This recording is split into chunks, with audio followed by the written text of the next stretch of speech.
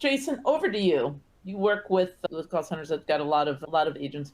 What are the key themes that we need to employ here? The key themes and strategies to really help support more efficient onboarding and training, and but not having the quality of the end result suffer. Yeah, so it's one of the biggest things in this kind of market where either companies are doing more with less, right? And we're obviously imploring people to focus on better instead of just more, but it's the same results or more results with less staff. There's also this intersection of where it's hard to hire people, and it has been for a few years, especially depending on your industry, the type of job. People don't love call center jobs. It's not the gateway into something else that it used to be. And sometimes it's really hard, especially within the US, to hire people for this. And so one of the best things you can do is quality over quantity. The classic mode of what I was raised on and seeing in call centers and sales teams, whatever label, right? It doesn't have to be 200 people in a room. It can just be a sales team, is hire as many people as you can, put them in a room, teach them some stuff, throw them out there. And if they don't succeed, fire them and hire some more. And hopefully you get 1 out of 10, maybe 2 out of 10 to stick more than a few months. And that's terrible for your bottom line. It's terrible for morale, and it's terrible for all the leads. Like Rob's talking about compliance. I love listening to Rob talk about compliance from a regulatory standpoint. And then my brain is always thinking about the human side, which is when your salesperson is on the phone with somebody, them being terrible at their job or unprofessional or untrained or unsupervised could make a marginally questionable lead who wasn't sure if they were pissed, really pissed. Right? Or somebody who feels like it was a bait and switch between marketing and sales, and now they want to go online and blast you or file a complaint. Like I've seen that so many times. And so for me, it's more about better with the team that you have. And so it starts with onboarding. So many companies, they focus on product training. They hire people, they throw them into their training, and they just say, here's what we do, here's what we sell, now go sell it. The problem with that is they're missing two important steps. The first one is actually onboarding. And onboarding to me is getting them to be a part of the company culture. If you're a part of this webinar, if you're watching it now or the replay, make sure your training and new hire curriculum includes onboarding into your company culture. That's your mission, vision, your core values. It's why they're a part of your organization, why the company does what it does. And again, you could be selling something that's a marginal considered purchase, right? It could be some kind of, let's say, a lower end insurance product. It doesn't matter. Everyone has to feel a part of something, because when they feel a part of something, as things change, they're okay with change. If you have a change resistant workforce, it's because they literally don't know why they're there and they don't care about the company. They're there for a job. Rob was joking about books and writing stuff, but I actually wrote a chapter for a book, and it's called Marry the Vision, Date the Strategy. I won't go into the details here, but it's really about once your company realizes the vision that the company has. And again, it doesn't matter what you're selling. You could be selling couches. There's some mission and vision that ties everyone together. Once the team is married to the vision, you want them to make sure they date the strategy, which is as the strategy changes, the script changes, the technology changes, the lead source changes, everyone can adjust. So that's a huge part in onboarding. And then the second part is companies only focus on product training. But what they forget is the soft skills. And that's any department. It could be customer service, operations. They're not helping people deal with people. And so make sure to focus on actually training them on the sales part, on persuasion, on dealing with people. Don't just assume that everyone will just know that part or figure that part out.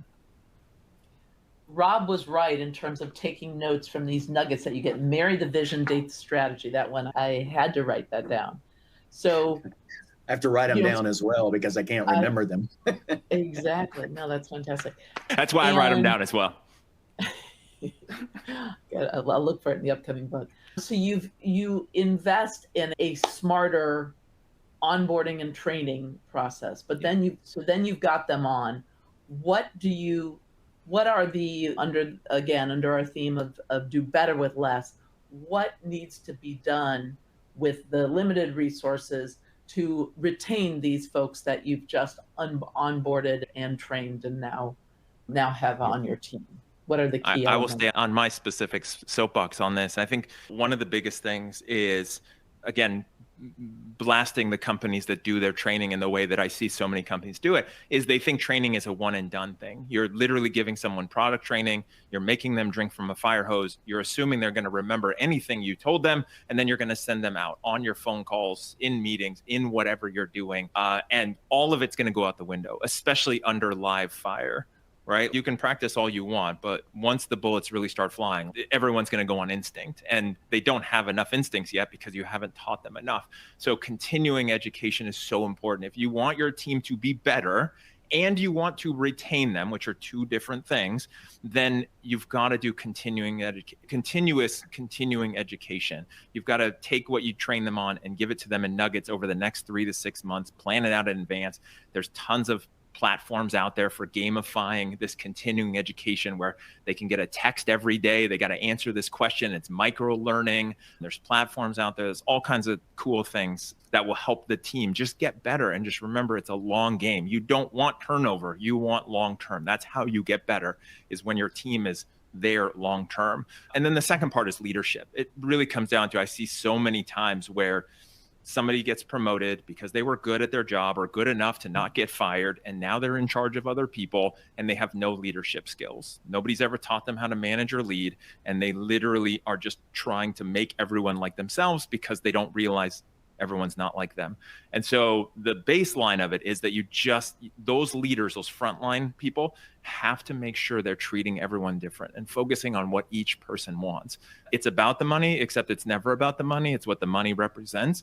And you've got to be able to get to why somebody's there, what motivates them, and then speak their language. It's why the number one universal, even though I can't stand universal suggestions, but the one book I recommend to every manager and leader is The 5 Love Languages. And there's actually a workplace appropriate one if HR's on here and they freak out at the words of that, but it's 5 languages of appreciation in the workplace, also written by Gary Chapman. Once you read that and you realize everyone has a different language of appreciation, you start speaking that language for each one of your team members. And then retention's no longer an issue. Get them on board with your company culture, treat everyone the way they want to be treated, have a goal and a destination, and you'll be doing better.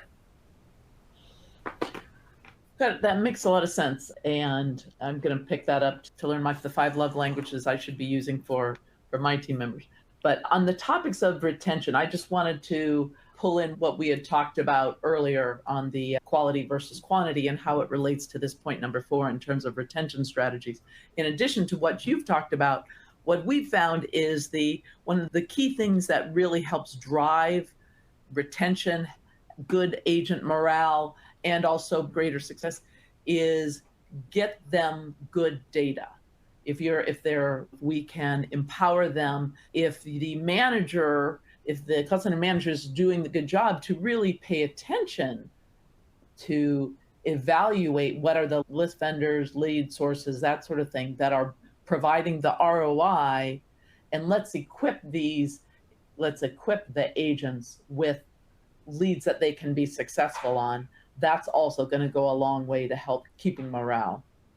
I had a client once where it was like co-reg data being fed into a crazy dialer setting, and agents were doing 600 to 800 dials a day to have about 100 pickups, connects every day, to hopefully close 3 sales a day, getting to that 2% number Rob's talking about. That is brutal for morale, to get hung up and yelled at that many times in order to hopefully close 1 to 3 deals, have 10 conversations.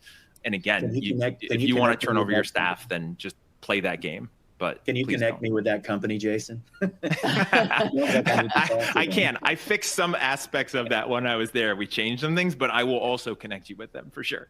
Awesome. Okay. I think, Lisa, on this retention thing, obviously it costs more people. It costs more dollars to onboard new people than to keep good people. And having a focus on retention here, I think, is important. It's just so expensive to bring someone in for that first 90 days. And if you can keep someone that's worth reprogramming or retraining to get them optimal, I think that's really where the investment needs to happen this side. Yeah, that makes a lot of sense. And Jason, what you mentioned the situation and that one call, that's a great segue in terms of the point number 5, which is similar to our first point, but